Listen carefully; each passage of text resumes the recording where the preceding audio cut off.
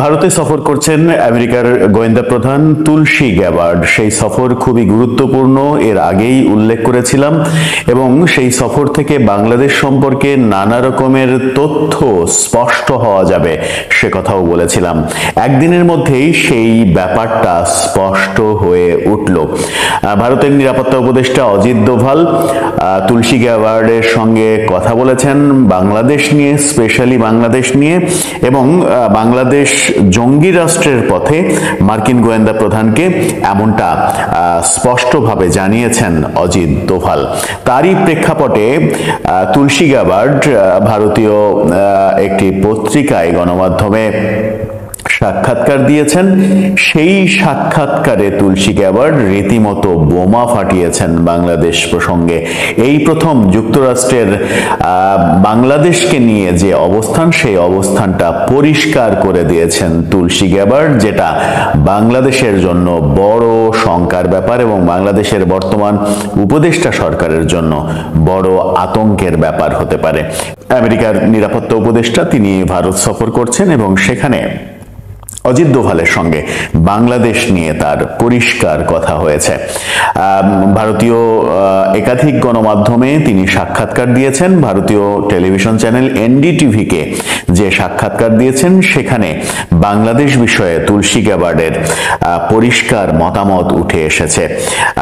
US intelligence chiefs Islamic খেলাফত remarks on crisis in Bangladesh. বাংলাদেশে যে ইসলামী খেলাফত হতে যাচ্ছে, ইসলামী জঙ্গিবাদ মাথাচাড়া দিচ্ছে, এমন কথা বলেছেন বলে সাবধান করে দিয়েছেন। তুলসী গ্যাবার্ড কি বললেন? অজিত দোভাল তুলসী গ্যাবার্ডকে বোঝালেন যে বাংলাদেশে 5 আগস্টের পরে জঙ্গিবাদ মাথাচাড়া দিয়েছে, এই ব্যাপারে কার্যক্রম হাতে নিতে হবে। 5 আগস্টের পর জঙ্গিরা জেল থেকে মুক্ত হয়েছে এবং এই সরকার মুক্ত করেছে, এই ইনফরমেশনটা তুলসী গ্যাবার্ডের কানের মধ্যে ঢুকিয়ে দেয়া হয়েছে। তাতে করে তুলসী গ্যাবার্ড তার পর্যবেক্ষণ এবং ডোনাল্ড ট্রাম্প বাংলাদেশ নিয়ে কি ভাবছেন সেটা একেবারে স্পষ্ট, পানির মতো স্পষ্ট করে দিয়েছেন এনডিটিভির সাক্ষাৎকারে।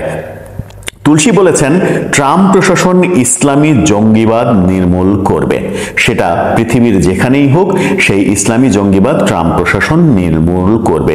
বাংলাদেশ নিয়েও অভিযোগ উঠেছে, বাংলাদেশে ইসলামী জঙ্গিবাদ মাথাচাড়া দিয়ে উঠেছে, বিশেষ করে এই উপদেষ্টা সরকারের আমলে নানা ঘটনা আমরা দেখেছি।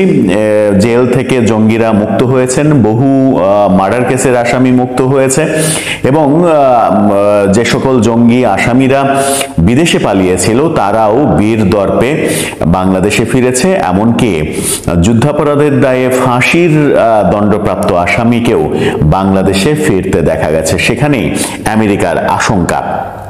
তিনি বলেছেন, বাংলাদেশ সরকারের সাথেও এই ব্যাপারে আলোচনা শুরু করেছে যুক্তরাষ্ট্র প্রশাসন। অর্থাৎ বাংলাদেশকেও এই যুক্তরাষ্ট্রের যে ভাবনা, সেই ভাবনা ইতিমধ্যে বাংলাদেশ সরকারকে স্পষ্ট করে দেয়া হয়েছে।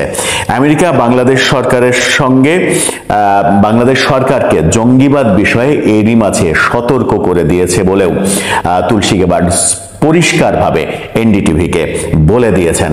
তার মানে আমরা কিছুই জানতে পারিনি, আমেরিকা তলে তলে এই সরকারকে জঙ্গিবাদের উত্থান বিষয়ে সতর্ক করেছে। যদি তারা সতর্ক না হয় তাহলে আমেরিকা তার পদক্ষেপ নেবে।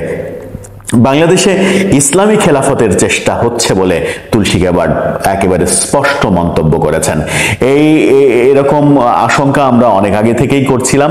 আমরা 32 নম্বরে যখন মব হতে দেখি, তখন সেখানে আইএসের পতাকা উঠতে দেখা গেছে। নিষিদ্ধ সংগঠন হিজবুত তাহরীরের মিছিলে আইএসের পতাকা দেখা গেছে। বিভিন্ন জায়গায় আইএসের পতাকা উঠেছে। বাংলাদেশে হিজবুত তাহরীর সহ অনেকেই ইসলামী খেলাফত প্রতিষ্ঠার চেষ্টা করছে, যেটা বিশ্বব্যাপী ইসলামী জঙ্গিবাদের অন্যতম একটা রূপরেখা, এমনটাও তুলসী গ্যাবার্ড বলার চেষ্টা করেছেন। বলেছেন বাংলাদেশ নিয়ে উদ্বিগ্ন এই মুহূর্তে আমেরিকা বাংলাদেশকে নিয়ে উদ্বিগ্ন, সেই কথাও এনডিটিভিকে তুলসী গ্যাবার্ড স্পষ্ট করেছেন। বলেছেন সংখ্যালঘু নির্যাতন এবং জঙ্গিবাদ বাংলাদেশে উদ্বেগের বিষয়। ট্রাম্প ইসলামী মৌলবাদের উত্থান বন্ধে একেবারে বদ্ধপরিকর, এই হুঙ্কারও তিনি দিয়েছেন যে পৃথিবীর যেখানেই হোক, সেটা শুধু বাংলাদেশেই নয়, পৃথিবীর যেখানেই হোক ইসলামী জঙ্গিবাদ যদি মাথাচাড়া দেয় তাহলে সেটা বন্ধে বদ্ধপরিকর ডোনাল্ড ট্রাম্প। মোদি এবং যুক্তরাষ্ট্র, মজার যে তথ্য, সব থেকে গুরুত্বপূর্ণ যে তথ্য, যে আলোচনাটা অনেক দিন থেকেই হচ্ছিল যে নরেন্দ্র মোদি ডোনাল্ড ট্রাম্পকে কনভিন্স করতে পারবেন কিনা। এর আগে আমরা দেখেছি নরেন্দ্র মোদির আমেরিকা সফরে তুলসী গ্যাবার্ডের সঙ্গে তিনি মিটিং করেছেন এবং ডোনাল্ড ট্রাম্পের সঙ্গে মিটিংয়ে সরাসরি সাংবাদিকদের যে প্রশ্ন, সেখানে ডোনাল্ড ট্রাম্প বাংলাদেশের দায়িত্ব তার বন্ধু নরেন্দ্র মোদির হাতে ছেড়ে দিয়েছেন। সেই কথাও তুলসী গ্যাবার্ড স্পষ্ট করে দিয়েছেন যে নরেন্দ্র মোদি এবং যুক্তরাষ্ট্র একজোট হবার ব্যাপারে একমত হয়েছে। অর্থাৎ এই যে বাংলাদেশ বিষয়ে, বাংলাদেশের জঙ্গিবাদ উত্থান, বাংলাদেশ সরকারের নির্লিপ্ততা, এই ব্যাপারে যুক্তরাষ্ট্র এবং নরেন্দ্র মোদি একজোট হয়েছেন। একজোট হয়ে তাদের পরবর্তী পদক্ষেপ কি হতে পারে এটা খুব সহজেই অনুমেয়। অনেকদিন থেকেই যে আলোচনাটা চলছিল যে ভারত আওয়ামী লীগের পক্ষে, শেখ হাসিনার পক্ষে এক ধরনের দুতিয়ালি করছে, লবিং করছে আমেরিকার সঙ্গে। শেষ পর্যন্ত কি সেই লবিংটা একেবারে সফল হতে চলল কিনা, সেটা একটা বড় প্রশ্ন। যদি সেটা সফল হতে চলে তাহলে সেটা শেখ হাসিনার জন্য দারুণ সুখবর হবে, কিন্তু সেটা বাংলাদেশের জন্য সুখবর হবে নাকি খারাপ খবর হবে সেটা সময়ই বলে দেবে। তবে বাংলাদেশের বর্তমান সরকারের জন্য যে সেটা সুখবর হচ্ছে না, সুখবর হবে না, এটা একেবারে স্পষ্ট বলা যায়। এই যখন অবস্থা, তুলসী গ্যাবার্ড যখন এনডিটিভিকে, ভারতীয় অনেক গণমাধ্যমেই তার সাক্ষাৎকার বেরিয়েছে, এনডিটিভিতে একেবারে ভিজুয়াল সাক্ষাৎকার, তিনি ভিডিও সাক্ষাৎকারে কথা বলেছেন। এখানে সংবাদ টেম্পারিং করার কোনো স্কোপ নেই, তার কথা সরাসরি শোনা যাচ্ছে, বোঝা যাচ্ছে। যে কেউ এনডিটিভির সাক্ষাৎকার দেখে নিতে পারেন তিনি কি বলেছেন। এরপরে যুক্তরাষ্ট্রের যে মনোভাব, বাংলাদেশ সম্পর্কে যুক্তরাষ্ট্রের যে মনোভাব, যুক্তরাষ্ট্রের যে অবস্থান, এবং সেই অবস্থান যে ভারতের অবস্থানের সমতুল্য, ভারতের অবস্থানের সঙ্গে তারা যে একজোট বেঁধেছে, ভারতের প্রধানমন্ত্রী এবং ভারতের নিরাপত্তা উপদেষ্টা অজিত দোভাল যে শেষ পর্যন্ত যুক্তরাষ্ট্রের সঙ্গে লবিংয়ে সফল হয়েছেন, সেরকম পূর্বাভাসই এবার পাওয়া গেল তুলসী গ্যাবার্ডের পরিষ্কার সাক্ষাৎকারে। এর পরের অধ্যায় তাহলে কি?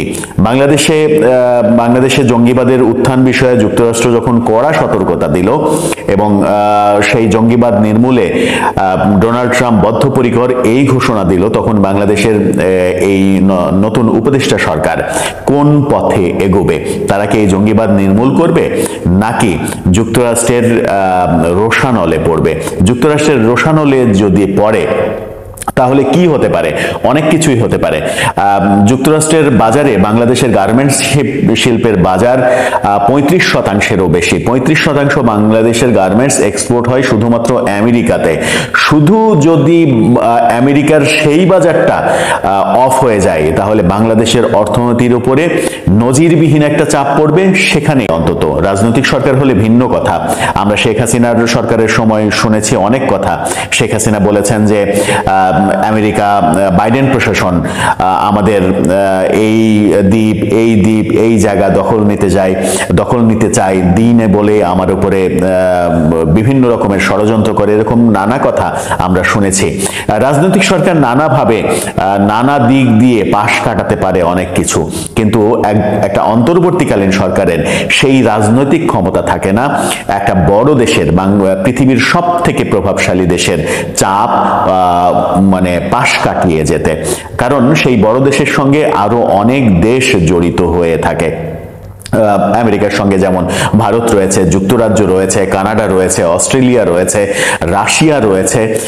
এই যদি হয়, আমার মনে হয় যে চীন বাদ দিয়ে প্রায় বিশ্বের প্রায় সব শক্তি আমেরিকার সঙ্গে একমত হবে আমেরিকা যে কোনো সিদ্ধান্ত বাংলাদেশের ব্যাপারে নিলে। সেটা কাটিয়ে ওঠা, সেটা কুলিয়ে ওঠা বাংলাদেশের এই নতুন অন্তর্বর্তীকালীন সরকারের জন্য কঠিন হয়ে পড়বে। সুতরাং এই মুহূর্তেই সরকার যদি জঙ্গিবাদের যে অভিযোগ উঠেছে সেটার ব্যাপারে সচেতন না হয়, সেটা নির্মূলে সচেষ্ট না হয়, তাদের বিরুদ্ধে যে সকল অপবাদ রয়েছে সেগুলো থেকে তারা যদি সতর্ক না হয়, সেগুলো থেকে তারা যদি বেরিয়ে না আসতে পারে, তাহলে তাদের পক্ষে কন্টিনিউ করাটা কঠিন হয়ে পড়বে।